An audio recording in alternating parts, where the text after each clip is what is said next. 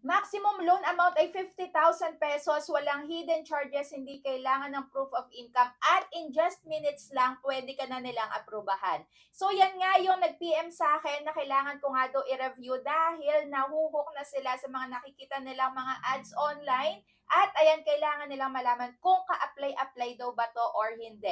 So, etong loan application nga pala na to ay ang Sulit Loan na under Ka-Asenso Lending Corporation. So, ngayon nga, isisilipin natin.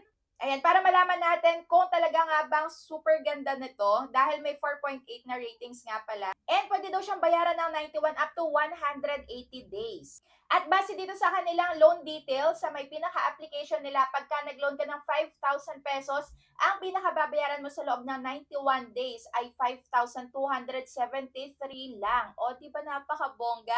So, ayun nga, disclaimer nga lang pala, itong Sulit Loan application na review natin is, ayan, depende pa din sa inyo